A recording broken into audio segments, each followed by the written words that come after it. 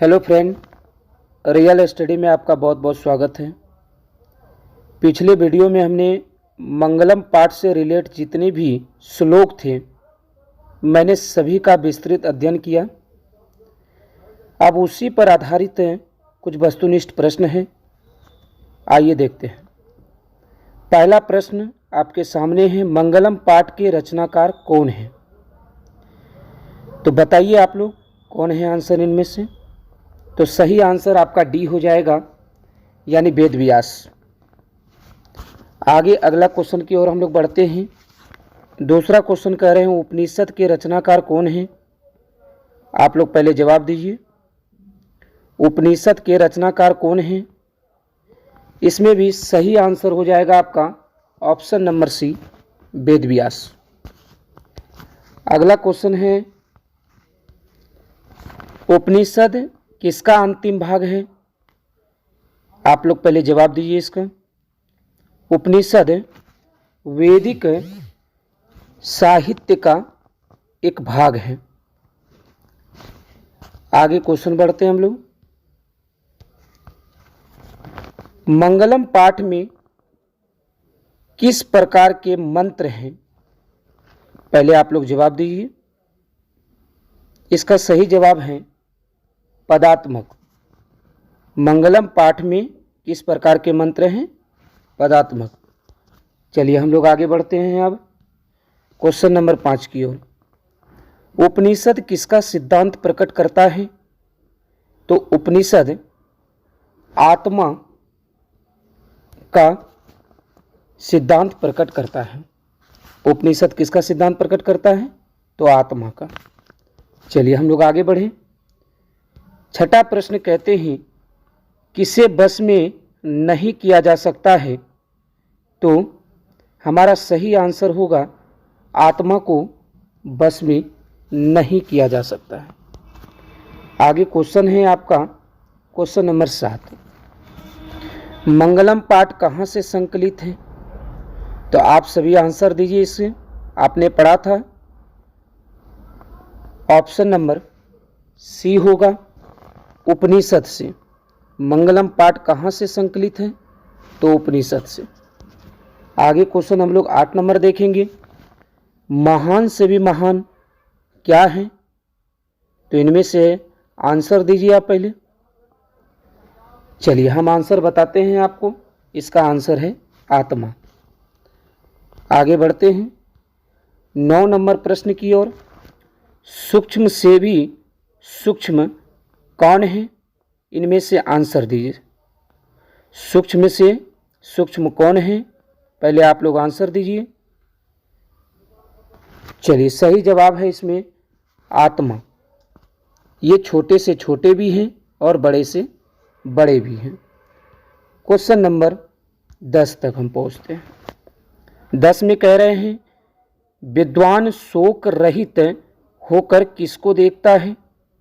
शोक रहित होकर के इंसान जो है वो परमात्मा को देखता है। सही ऑप्शन कौन होगा? परमात्मा।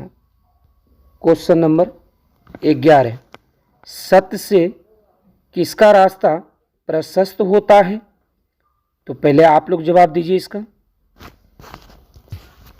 सत्य से किसका रास्ता प्रशस्त होता है? तो देवलोक का।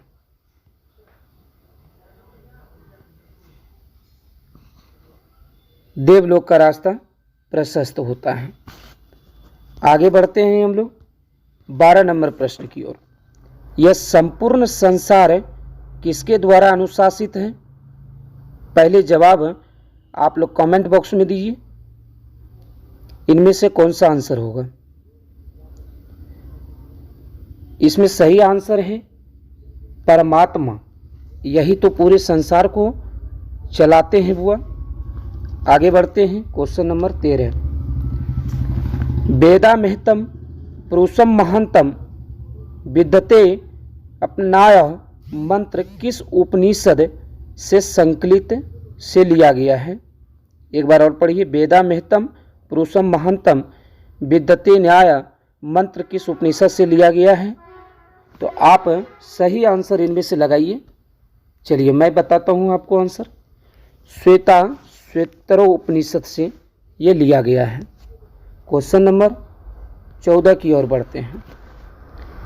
कहते हैं अनोरणीयान महतो महियान आत्मनः मंत्र जो है किस उपनिषद से संग्रहित है। अनोरणीयान महतो महियान आत्मनः मंत्र किस उपनिषद से संग्रहित है। आप जवाब दीजिए पहले, उसके बाद मैं आपको जवाब देता हूँ। अनोरणीयान है कंठो उपनिषद से, option number B is right answer. आगे 15 नंबर क्वेश्चन देखेंगे। 16 नंबर, किसकी विजय होती है। आप सभी जानते हैं, ये पाठ में पढ़े हैं, किसकी विजय होती है। पहले आपका जवाब चाहिए। अब बताइए इनमें से कौन आंसर सही होगा। चलिए, ऑप्शन नंबर ए सत्य की सदैव जीत होती है। सत्य की सदैव जीत होती है, तो ऑप्शन नंबर कौन हो जाएगा, सत्य हो जाएगा। चलिए आगे हम लोग बढ़े 16 नंबर प्रश्न की ओर। नदियां नाम रूप को छोड़कर किस में मिलती है। नदियां नाम रूप को छोड़कर किस में मिलती हैं। ऑप्शन आपके सामने है, समुद्र में, मानसरोवर में, तालाब में, झील में। आंसर इनमें से आप दीजिए हमको। इसमें सही आंसर होंगे, आप सही आंसर दीजिए इसमें। जी, समुद्र होगा 1 नंबर, ये नंबर आंसर सही हो जाएगा आपका।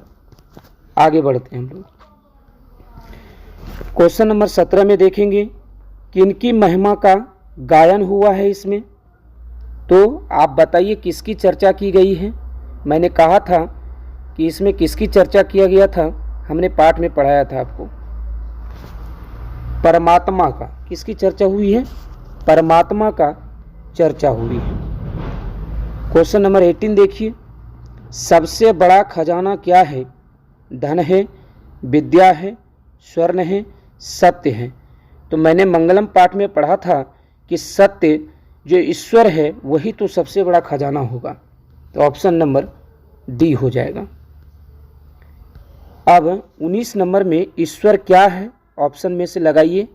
मैंने कहा था कि ईश्वर जो है वो सत्य का एक प्रतीक है।